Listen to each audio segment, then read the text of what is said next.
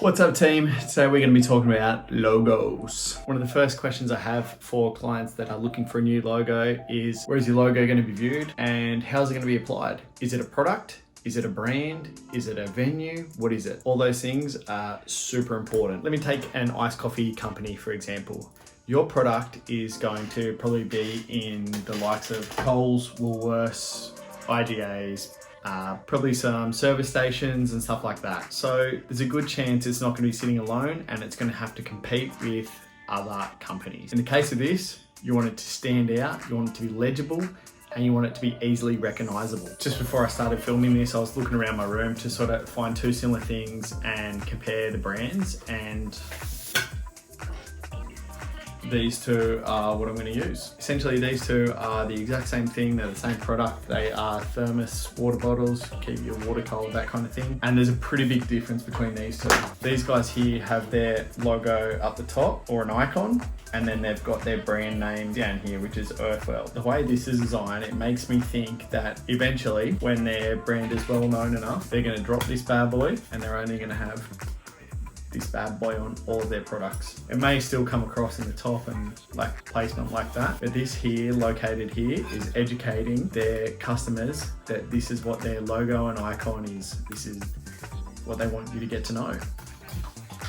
Same product, newer company, not a very strong icon, and brand name. Again, these logos may have cost the same amount to even design, but I think it's going to be a lot harder for these guys to drop this and just have this on anything. I don't think it's clear cut enough, and I don't think it's recognizable enough to be like, yes, that is the one bottle icon.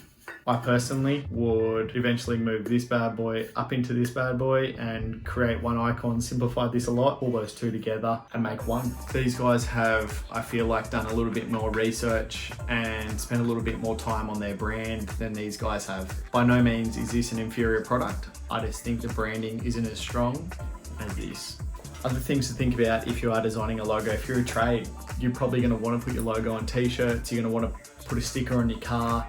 If you're a restaurant, your logo has to go across multiple medias, you're gonna have a website, an Instagram account, signage all over the building, menus, coasters, all of those kind of things are gonna come into play in how that logo is gonna be applied across all of those things. My number one thing is legibility. If you're using a text or font-based logo and people can't read it straight away, they're gonna get frustrated and annoyed and move on. They're like, those number plates that you see and they have like numbers and letters making up words. This is what I mean. This is a perfect example of abbreviating a name. 1BTL, one bottle. Straight away, you know what that says. Once you've thought about those things, then we can talk about look, feel, and if you're a plumber, people need to understand you're a plumber. There's certain elements you can add to a logo, colors, and help people understand as soon as they see your logo that you are a plumber. I hope this has been helpful. By no means am I picking on these guys. I think what they've got is a great start, and I think for the price point they're going to do well. This is not sponsored, they did not send me this. If you are starting a company, business or brand or product, I hope this has been helpful. These are just a couple of things you need to think about, before you head to a designer. And if you are thinking about getting a logo designed, send me an email. I need to get back to work.